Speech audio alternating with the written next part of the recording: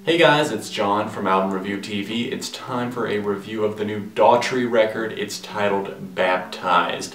Baptized sees Daughtry playing with their established grunge, pop rock, and even just straight up rock and roll style, and trading that in for a more synth influence slash pop rock slash I wanna sound like Train type influences. And what we get is a very, very unstable and uneven and unbalanced record as a whole. There are moments like the start of this album, the first two tracks, Baptized and Waiting for Superman, that gave me hope for a really solid album. And then even the closing two tracks are really solid once again, and then I just find all this mess in between that just either, lacks consistency, just kind of finds me feeling like, what the hell, why would you throw that into your music? So let's just go ahead and dive in and talk about these tracks. I want to start off talking about some of the ones that I like more, and we'll kind of rotate between negative and positives here on the album. Baptized, the title track, is the first one that I'll talk about. It's got a really solid chorus, and the lyrical content, for once, which is something that is a downfall for the majority of this record. But on this track, the title track, it actually feels fresh and not forced.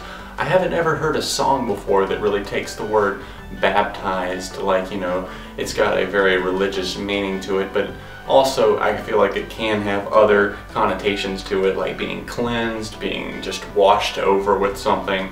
And I've never heard it in a song being taken and applied to love. Basically in this song saying that a woman just take me in, I want to be fully submerged in your love. It's got a big chorus, a creative spirit, and very solid musical arrangement here with the guitars, and even just some of the parts that were thrown in there that I wasn't expecting. It just makes for one of the best tracks on this record. The first single from this record, Waiting for Superman, is also one that I'm really enjoying. At first, I was very caught off guard by it. Hearing synths and a Daughtry song and just more of an electro rock slash electro pop style, I wasn't sure how I felt about it, and I still don't for the majority of this record, but this track is really solid. It finds a way to mix things up and do it right. The rest of the album needs to take notes on this one. I love the synth lines on this track that mix with those creative lines that speak from an outsider's point of view, looking at a woman who is wanting to be saved by her Superman. The song gets really big, really catchy, and judging by the first two tracks on this record, you would have thought that we were in for a really, really solid album, but sadly, we know otherwise. So let's go ahead and talk about some of the negatives. I'll start with Long Live Rock and Roll. It just makes me want to shoot something. Notice how I said something and not someone. Don't call me violent. It's just a vomit-inducing, feel-good, campfire, foot-stomping, train wannabe rip-off southern pop rock song. Long live rock and roll. It's not going to keep living if established modern rock bands like this, Daughtry, keep turning out pathetic mixed bag albums like this. Long live rock and roll seems like a desperate attempt to get on the radio, and it just falls flat on its face. A huge thumbs down to that track in particular.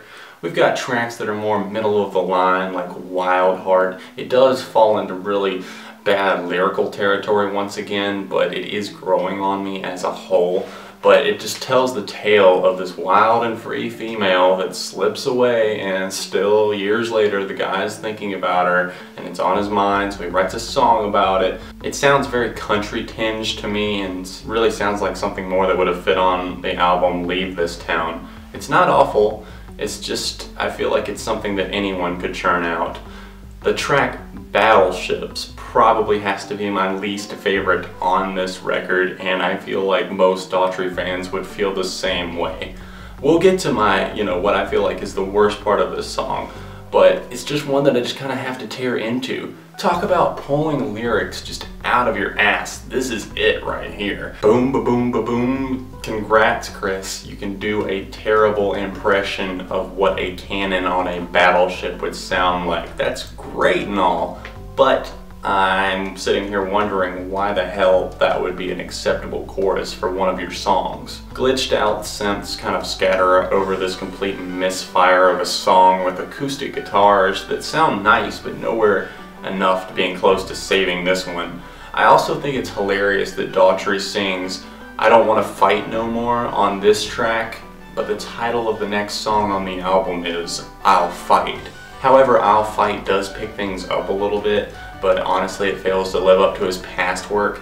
The reason why this album fails as a whole, because most of the experimentation was done in a really poor and awkward and unsatisfying way, but in the case of this song it just really didn't do enough to differentiate itself from the band's back catalog. So it's like either they were experimenting too much or not enough. They couldn't find a happy medium most of the time, although they did find it on a few songs. Talking about bad lyrics once again, we get it on "Witness." "You're sick and tired of being sick and tired?" Really? I've never heard that line before. Whoa, you guys, the band, I mean, you guys need to be careful. Somebody else could steal that. I bet hundreds of other artists would use that in their songs. You need to get that copyrighted. The last one of my least favorites on the album is "Broken Arrows," and it finds the group stumbling into Coldplay ballad mode, and as earnest as Chris may be whenever he's singing that, it's just another cheesy "I fail at love" song to me.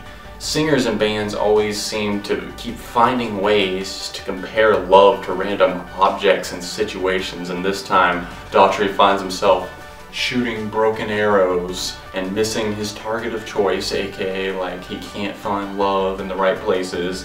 You know, I would love to feel for you, but this song just feels so forced. Finally, we get something to fire it up. We get to the end of the album and we get a nice 1-2 punch. "Traitor," my overall favorite song on this album, finally shows the band unleashing. Thank God there's at least one track on this record, Baptized, that does that. It feels gritty and passionate, especially on the chorus.